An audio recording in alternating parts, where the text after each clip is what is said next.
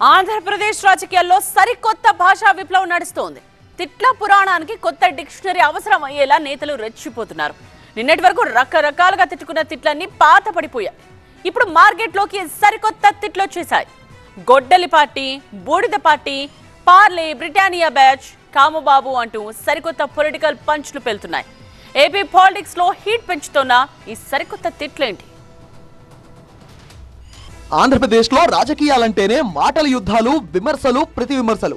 కానీ ఈ మధ్యకాలంలో నేతల మధ్య పొలిటికల్ డైలాగ్స్ నెక్స్ట్ లెవెల్ కు వెళ్లిపోయాయి. అభివృద్ధి, ప్రజా సమస్యలను పక్కన పెట్టి బ్రాండ్లు, బిస్కెట్లు, మంత్రాలు, తంత్రాల చుట్టూ ఇప్పుడు ఏపీ రాజకీయం తిరుగుతోంది. ముఖ్యంగా అధికార, ప్రతిపక్షాల మధ్య పార్టీల పేర్లే మారిపోయేలా కొత్త తిట్లు పుట్టుకొచ్చాయి. వైసీపీని వివేక హత్య కేసును ప్రస్తావిస్తూ టీడీపీ నేతలు గొడ్డలి పార్టీ అని పిలవడం మొదలుపెట్టారు. రాష్ట్రంలో రాజకీయ పార్టీ ముసుగులో గొడ్డలి పార్టీ కుట్రలు చేస్తా ఉంది. మా నాన్న ఉత్తరం రాశాడు, మా తాత కలలు కన్నారు, నేను రాత్రి ఆత్మలతో మాట్లాడాను కనుక కంపెనీలు వచ్చాయనే సొల్లు కబుర్లు చెప్పి మన జిల్లాకు చెందిన ఒక శాసనసభ్యుడు ఉన్నాడు. ఆ వ్యక్తికి ఒకటే చెప్తున్నా, జాబ్ క్రియేషన్ మా బ్రాండ్ అయితే గొడ్డలి మీ బ్రాండ్ భయ్యా. దీనికి వైసీపీ కూడా అంతే గట్టిగా కౌంటర్ ఇచ్చింది. Krishnalanka Sai Krishna custodial death case background లో ఆ యువకుడిని చంపి కాల్చి బూడిద చేశారన్న ఆరోపణలను తెరపైకి తెస్తూ టీడీపీకి బూడిద పార్టీ అని నామకరణం చేశారు మాజీ మంత్రి బుగ్గన రాజేంద్రనాథ్ రెడ్డి. ఇప్పుడు సోషల్ మీడియాలో గొడ్డలి వర్సెస్ బూడిద వార్ పీక్స్ కు చేరింది. సాయి కృష్ణ అనే ఒక అబ్బాయి చనిపోతే కనీసము చనిపోయిన తర్వాత వాళ్ళు చంపిన తర్వాత బూడిద కూడా అడిగిన తల్లికి, రోధిస్తున్న తల్లికి కనీసము బూడిద కూడా చేతికి లేకుండా శవాన్ని మాయం చేయడం జరిగింది. కాబట్టి వాళ్ళది బూడిద పార్టీ అని చెప్పని చెప్పి నేను అందరికీ నేను తెలియజేస్తాను. పొలిటికల్ స్క్రీన్ పై పాపులర్ అవుతున్న సరికొత్త పద వినోదం పార్లే, బ్రిటానియా బ్యాచ్. పోలీస్ సంఘాలను ఉద్దేశించి మాజీ మంత్రి పేర్ని నాని క్రియేట్ చేసిన ఓ డిఫరెంట్ వర్డింగ్ ఇది. మీకు బ్రిటానియా బ్యాచ్, పార్లే బ్యాచ్ మీ చేతిలో ఉంటే మాలాంటి వాళ్ళని ఎప్పుడు పడితే అప్పుడు వైసీపీ వాళ్ళని తిడతాకి ఆ బ్యాచ్ ఉంటే మీకు సరిపోతే.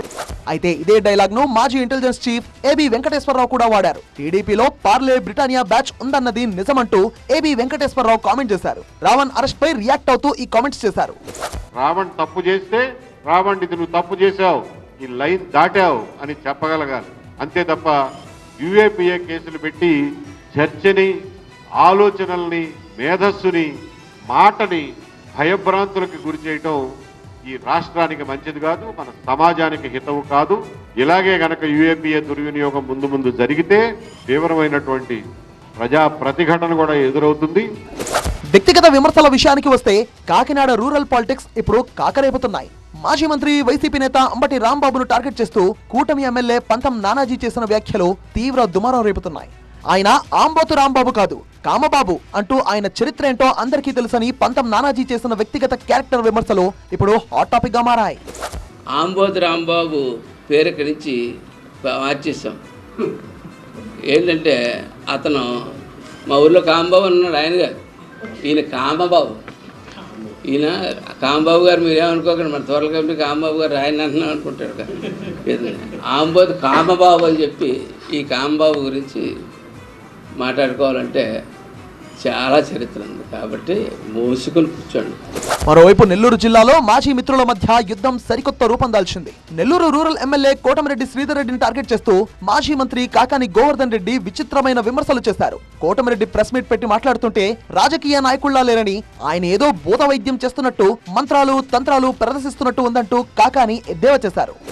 తంత్రాలు సీతారెడ్డి భూత వైద్యం కూడా చేయగలడు. దెయ్యం లేనటువంటి దెయ్యం పట్టిస్తాడు, దెయ్యం పట్టించుకున్నాడు వదలకొట్టం. ఈ భూత వైద్యం కూడా వచ్చు, ఆయనకి మ్యాజిక్ కూడా వచ్చు, కనికొట్టవచ్చు, మ్యూజిక్ వచ్చు, మ్యాజిక్ వచ్చు, మ్యూజిక్ వచ్చు, భూత వైద్యం వచ్చు, ఈరోజు మంత్రాలు వచ్చు, తంత్రాలు వచ్చు అని చెప్పి బిజలాలో ఉండేటువంటి వాళ్ళందరికీ తెలుసు.